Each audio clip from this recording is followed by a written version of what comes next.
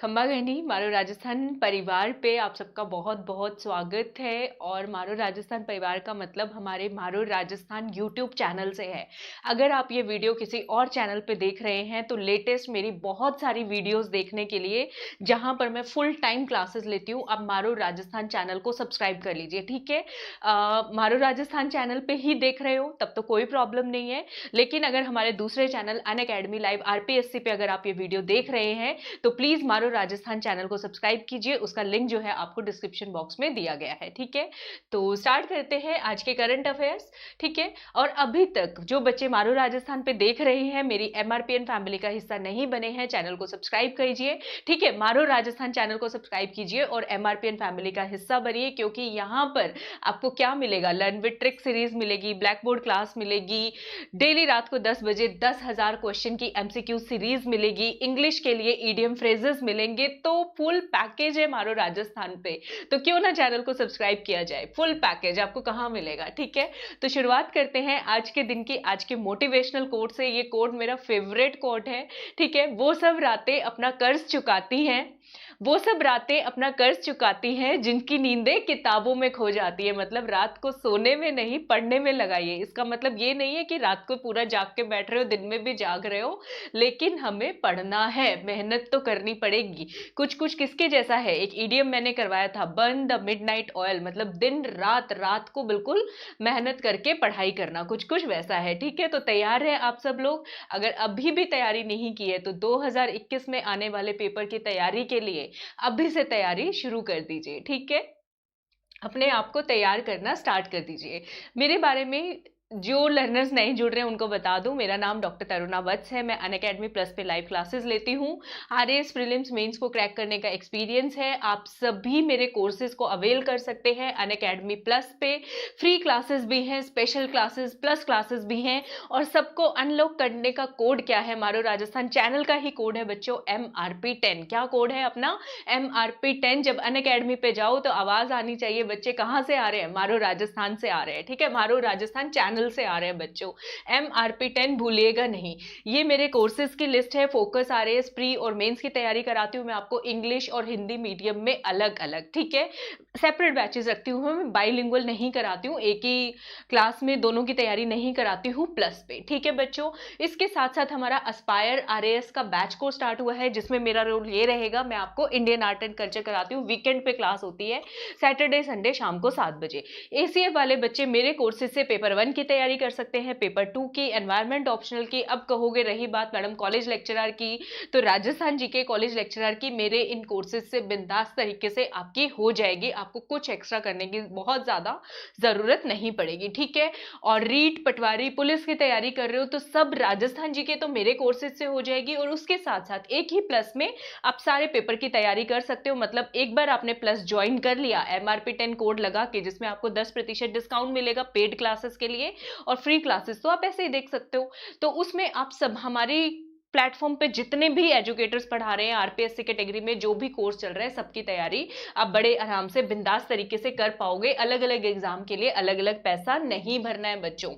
RPSC page पे जाओ, get subscription पे क्लिक करो। आरएएस वाले बच्चे सीधा 2 साल का सब्सक्रिप्शन लो, जिनको सरकारी नौकरी आने वाले 2 साल में चाहिए ही चाहिए, 2 साल का सब्सक्रिप्शन लो। MRP10 कोड लगाओ, 7,500 रुपए में आपको पड़ जाएगा, 300 350 रुपए महीना। बाकी सभी स्टूडेंट्स एसीए वाले 3 महीने, 6 महीने, 1 साल का कोई भी प्लान आप चूज कर सकते हो, आपकी मर्जी है। अगर आपको कोई भी प्रॉब्लम आती है, इसके अंदर मेरा फेसबुक पेज, टेलीग्राम चैनल है आरएएस क्रैकर, वहां पे आप मुझे फॉलो कर सकते हैं और मुझसे बात करके पूछ सकते हैं। और वीडियो के एंड में अपना नंबर तो दूंगी ही, वो तो देना ही है। चलिए, तो वीडियो के एंड में क्यों दे रही हूं, क्योंकि ताकि आप सारे करंट अफेयर्स करके जाए, वीडियो के एंड तक बने रहें। So let's start. राजस्थान के अंदर मिनरल ऑयल यानी खनिज तेल को अगले 4 साल में कितना बढ़ाने का हमारा टारगेट है, कितना हम इसको कर देंगे आने वाले 4 साल में, फाइनल वैल्यू कितनी होगी? 150 बैरल प्रतिदिन, 700 बैरल प्रतिदिन, 500 बैरल प्रतिदिन, या फिर बच्चों 800 बैरल प्रतिदिन?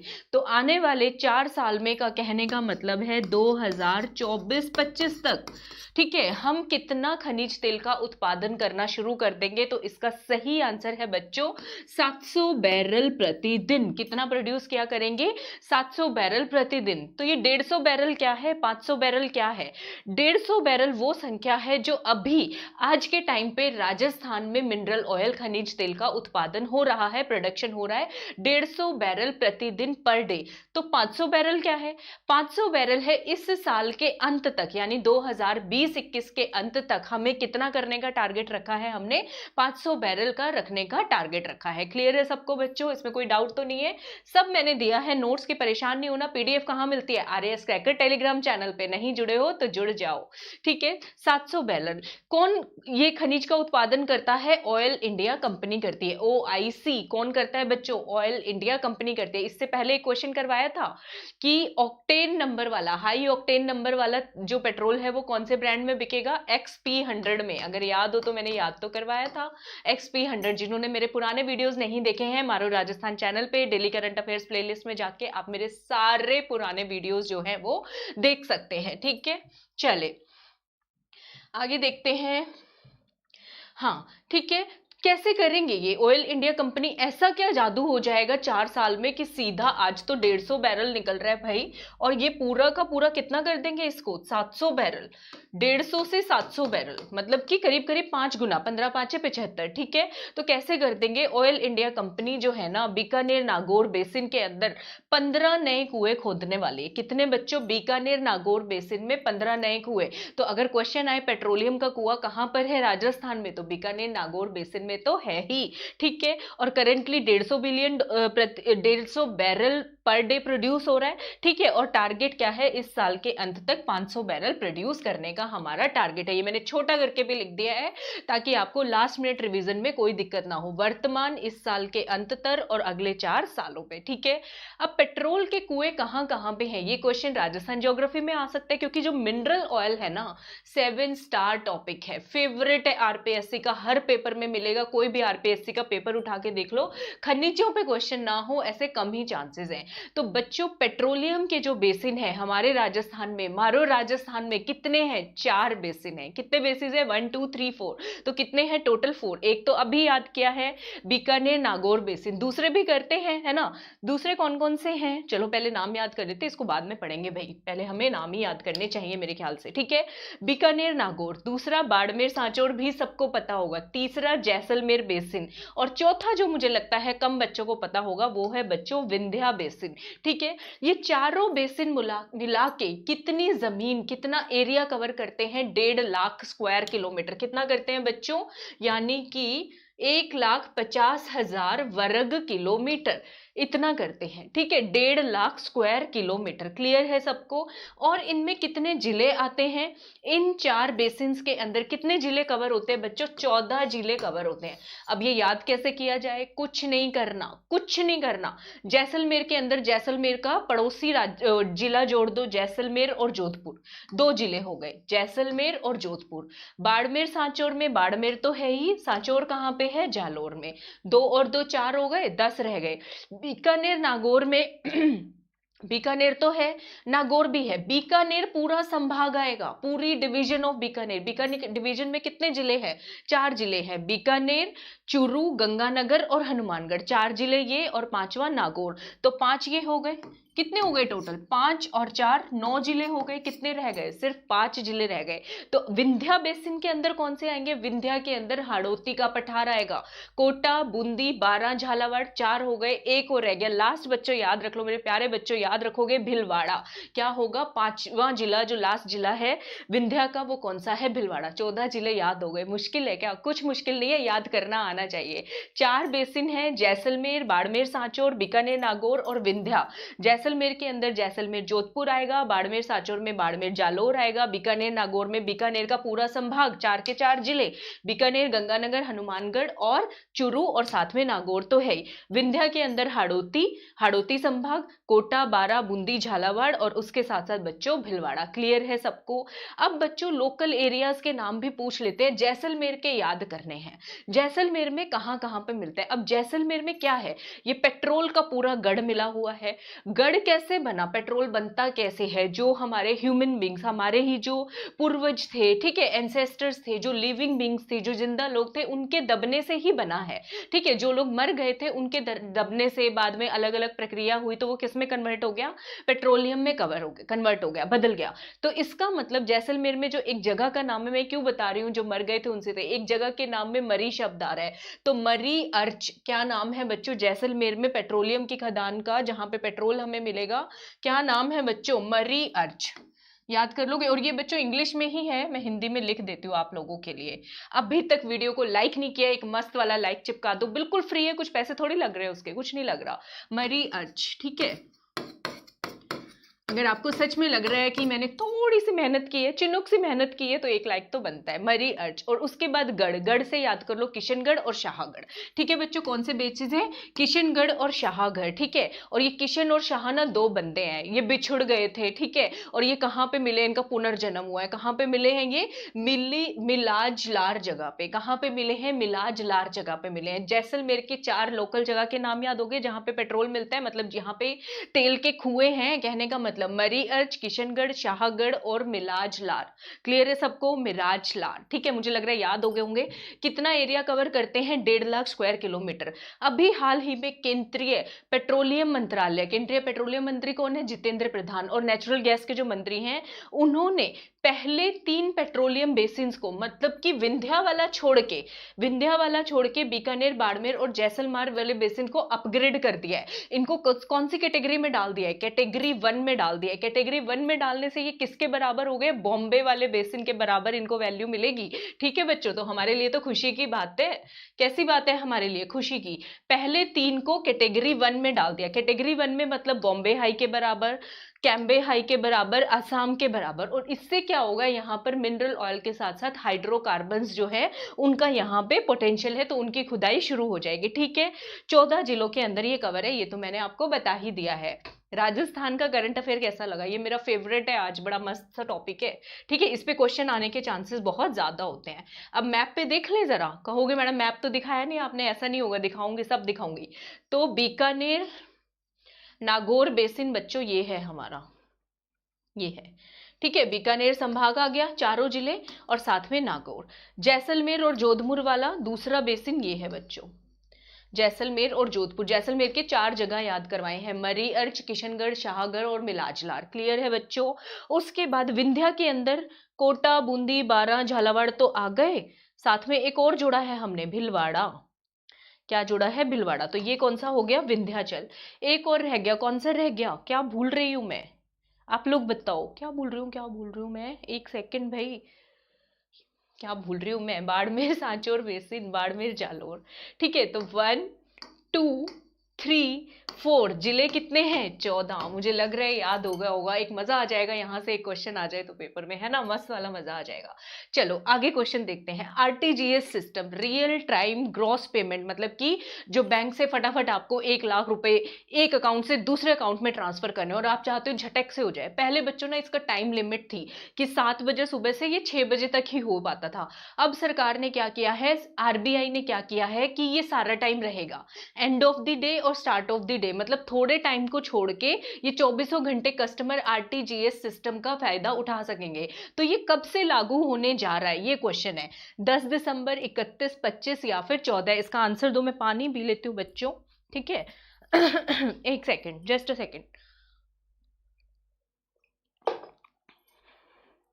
मैं बीमार क्या हुई हूँ, मुझसे बोला ही नहीं जाता ज्यादा समय तक, ठीक है। तो इसका आंसर है बच्चों 14 दिसंबर। आ गई है क्या, आने वाली है। तो अगर आपको पेमेंट में कोई दिक्कत आती थी तो 14 दिसंबर से आरटीजीएस करने में कोई प्रॉब्लम नहीं आने वाली है। किसने लिया है ये डिसीजन, आरबीआई ने लिया है। कौन से नियम के तहत लिया है, आरटीजीएस सिस्टम रेगुलेशन 2013। सिर्फ एंड ऑफ द डे को छोड़ के और स्टार्ट ऑफ द डे के बीच में जो टाइम होगा, मतलब कुछ स्पेसिफिक टाइम होगा, उसको छोड़ के ये 24 घंटे जो है, 24 घंटे मतलब बाकी के सारे टाइम में अवेलेबल रहेगी। पहले होती थी 7 बजे से 6 बजे तक के बीच में, ठीक है बच्चों। चलो चलो, अभी कौन सा ऐसा देश है जिसने अमेरिका के बाद वो विश्व का दूसरा देश बन गया है, चंद्रमा पे पहुंच के अपना झंडा वंडा लहरा दिया है उसने मस्त वाला? तो चीन, रूस, जापान और फ्रांस। आजकल अमेरिका की लड़ाई किससे बन रही है, किससे कंपटीशन ज्यादा ले रहा है वो हर जगह पे? चाइना। तो दूसरा देश कौन सा बच गया है बच्चों? चाइना बन गया है। चंद्रमा पे पहुंच के अपना झंडा इसने लहरा दिया है चाइना में। चाइनू चिंकी से ये बहुत तेज बहुत होते हैं। हम लोग क्या करते हैं, हम लोग ना मुसीबतों को लेकर रोते रहते सारा दिन, हाय ये हो गया वो हो गया। चाइना के लोग बड़े चंटू चालाक होते हैं और ये क्या करते हैं पता है आपको? ये सॉल्यूशन की तरफ सोचते हैं, सॉल्यूशन की तरफ। ऐसा मैंने कहाँ पे पढ़ा है या कहाँ पे सुना है? जो हमारे विदेश मंत्री हैं एस जयशंकर, उनके इंटरव्यू में सुना है। वो खुद तारीफ कर रहे थे, अच्छी चीज तो दुश्मन की भी ले लेनी चाहिए। ठीक है, चाइना। तो यूएसए ने कब झंडा लहराया था बच्चों? अपोलो मिशन के तहत 1969 में, 1969 के अंदर। और चाइना ने कौन से प्रोब के थ्रू, कौन से उसके थ्रू लहराया है? चैंग E5 प्रोब के थ्रू। तो इनका नाम भी ऐसा ही है इनके मिशन का, चैंग E5 प्रोब। ठीक है, चैंग E5। चाइना चिंग, चाइनीज तो आप सुनते ही हो, चिंग को चैंग कर देना। चिंग चाइनीज आती है ना, सॉस वगैरह इनकी ऐड देखते होंगे, है ना? तो वो चीजें कब किया है ये? 3 दिसंबर 2020 को वापस आ रहा था ये अपने मिशन से। आते आते वहां की चट्टानों के सैंपल लेके आ रहा था, आते आते झंडा गाड़ के ही आया है। ठीक है, 3 दिसंबर 2020 को, 3 दिसंबर 2020 को। चले अगला क्वेश्चन देखते हैं। तो हम क्या कम है, हम कुछ कर रहे हैं स्पेस में या नहीं कर रहे?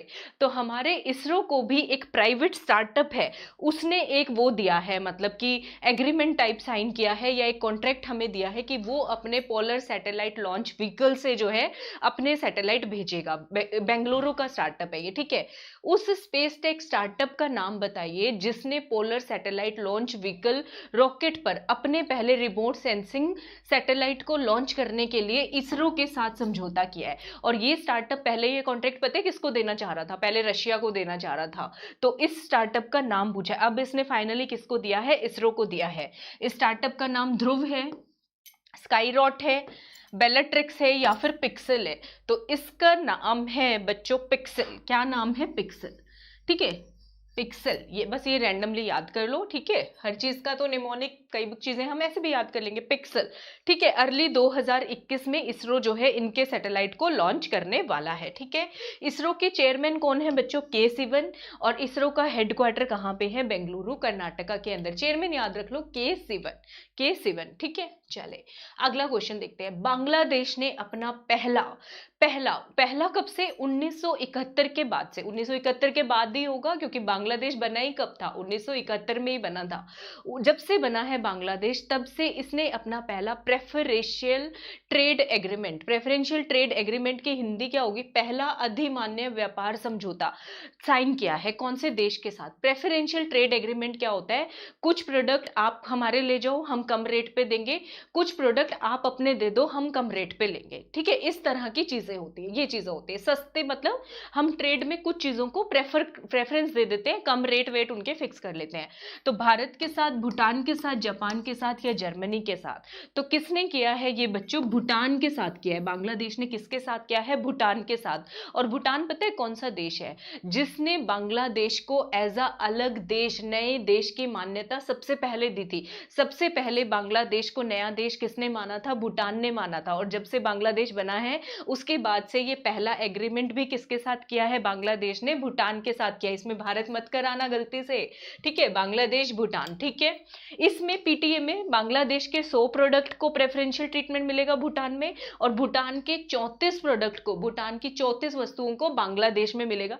ड्यूटी फ्री एक्सेस, इन पे कोई कस्टम वस्टम ड्यूटी नहीं लगने वाली है। ठीक है, ऐसा है। कब साइन किया है? 6 दिसंबर 2020 को। 6 दिसंबर कौन सी है? देखो बच्चों, बांग्लादेश कब बना था? 1971 में। ठीक है, पाकिस्तान बांग्लादेश के, ये बांग्लादेश पहले क्या था? पूर्वी पाकिस्तान था ना, तो वहां लड़ाइयां वड़ाइयां सब कुछ चल रहा था। ठीक है, 6 दिसंबर को बाबरी मस्जिद वाला केस हुआ था। तो ऐसे कुछ कोरिलेट करके डेट बस याद कर लो। 6 दिसंबर 2020 को बांग्लादेश और भूटान के अच्छे रिलेशंस के 50 साल पूरे हो रहे हैं, तो उसको मार्क करने के लिए इन्होंने ये शुरू किया है। अभी तक लाइक नहीं किया है, नहीं करते हो, मैं बार बार बोलती रह जाती हूँ, इतना तो बनता है, लाइक तो बनता है। लाइक कर दो, सब्सक्राइब कर लो, शेयर कर दो। ठीक है, ताकि आपका कोई भी वीडियो मिस ना हो।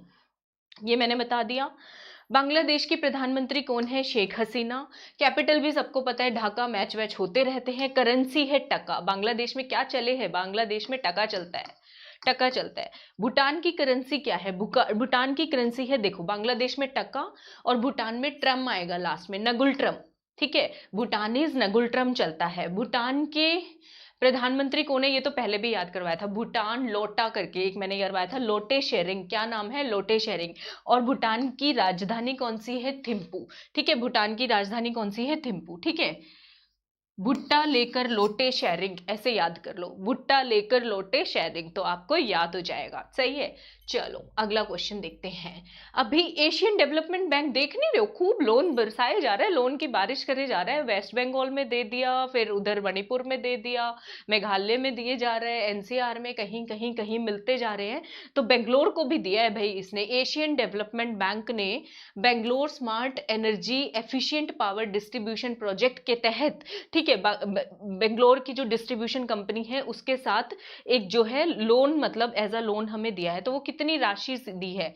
190 मिलियन डॉलर, 150, 130 और 100। तो इन चारों में से बच्चों बेंगलोर तो स्मार्ट सिटी में आता है। 190 मिलियन डॉलर सबसे हाई फाई दिया है। कितना दिया है? 200 से थोड़ा कम, 190 मिलियन डॉलर। ठीक है, अगर बाकी सारे देखना चाहते हो किस बैंक के कितने लोन कौन कौन सी सरकार को मिले हैं, तो पिछले वीडियोस जाके देख लीजिएगा। 190 मिलियन डॉलर ये लोन किसको दिया जा रहा है? Bangalore electricity supply company limited, BESCOM, वहां की सबसे बड़ी डिस्ट्रीब्यूशन कंपनी है बेंगलोर की। ठीक है बच्चों, चलो आगे चलते हैं। अच्छा बच्चों, आजकल ये जो आप नेट वेट सब कुछ देख पाते हो, ठीक है, आजकल वाईफाई जो लगवाते हो, देखते हो वो तार वाली वाईफाई लगने लगी है। तार वाली एक छोटी सी तार दे जाएंगे आपको, एक वो दे जाएंगे, क्या बोलते हैं उसको, राउटर वाउटर दे जाएंगे, है ना। तो वो क्या होता है? वो फाइबर ऑप्टिक्स है। ठीक है, वो सारा इंटरनेट जो हम देखते हैं कैसे देख रहे होते हैं? फाइबर ऑप्टिक्स से। ठीक है, तो इस, अरे यार मैंने आपको क्वेश्चन का आंसर ही बता दिया, जोश जोश में ना मैं गड़बड़ कर देती हूँ एक क्वेश्चन में। चलो अब देखो, ये नरेंद्र सिंह कपानी जी हैं, इन्होंने 1956 में एक टर्म कॉइन की है। ठीक है, मतलब एक शब्द के बारे में डिटेल बताया है, उसको परिभाषित किया है।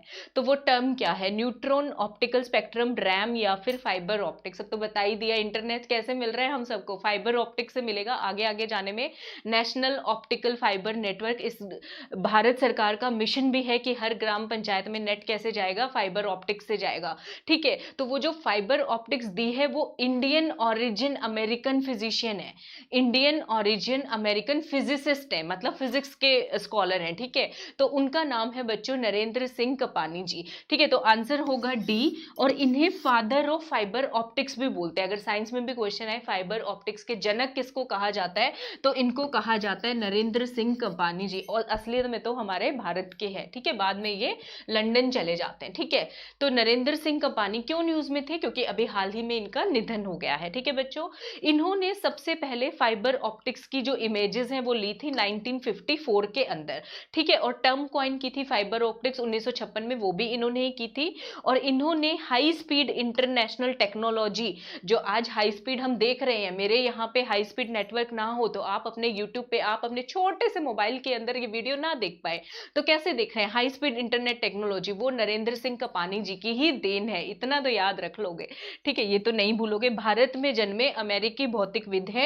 ठीक है, और इनको नवंबर में बच्चों, नवंबर 1999 में फॉर्च्यून ने एक इनको वो दी थी उपाधि, अनसंग हीरोज। अनसंग हीरोज मतलब जो काम बहुत बड़ा करते हैं लेकिन उनका नाम नहीं हो पाता। ठीक है, तो इसीलिए फॉर्च्यून ने इनको अनसंग हीरोज की उपाधि दी थी। ठीक है बच्चों, नवंबर 1999 में। ओके चलो, आज पर्सनैलिटीज ज्यादा डिस्कस कर रहे हैं हम, क्योंकि एक राजस्थान का पेट्रोलियम वाला बड़ा अच्छा सा क्वेश्चन कर लिया हमने। The Straits Times Asian of the year award 2020 का किसको चुना गया है? मतलब इनमें से द स्ट्रेट टाइम्स जो है एशियंस ऑफ द ईयर 2020 में 6-7 व्यक्तियों को नामांकित करती हैं, तो उनमें से एक व्यक्ति इनमें से कौन है? पैसी श्रॉफ, अदार पूनावाला, साइरस मिस्त्री, या फिर उदय कोटक? तो इसका आंसर है बच्चों अदार पूनावाला। ये मैंने क्यों क्वेश्चन लिया है? क्योंकि इनका रिलेशन कोरोना से है। कैसे रिलेशन है देखते हैं।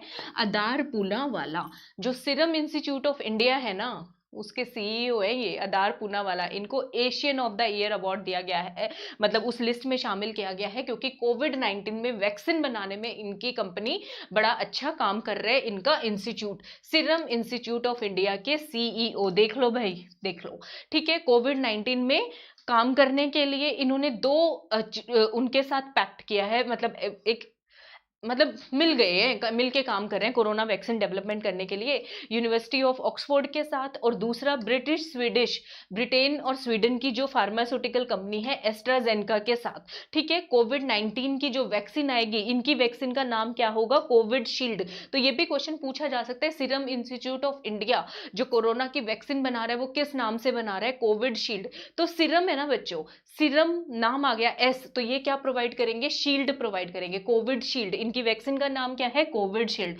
किस किस के बीच में है ये भी क्वेश्चन पूछा जा सकता है, एसआईआई, यूनिवर्सिटी ऑफ ऑक्सफोर्ड और एस्ट्राजेनेका इनके बीच में। सही है, चलो शेयर कर दो अपने फ्रेंड्स को, वीडियो अच्छा लग रहा है, आप चाहते हो कोई और बच्चे भी पढ़ ले तो शेयर कर दो। कोरी एंडेंसर ने अभी हाल ही में इंटरनेशनल क्रिकेट से संन्यास ले लिया, वो क्रिकेट नहीं खेलेंगे। तो ये कौन से देश के क्रिकेटर हैं? ये एक बच्चों को तो आता होगा, बॉयज को आता होगा, ऑस्ट्रेलिया, वेस्ट इंडीज, न्यूजीलैंड और इंग्लैंड, और उन लड़कियों को आता होगा जिन्हें क्रिकेट का शौक है, जिन्हें क्रिकेट से प्यार है। तो इसका आंसर है बच्चों न्यूजीलैंड।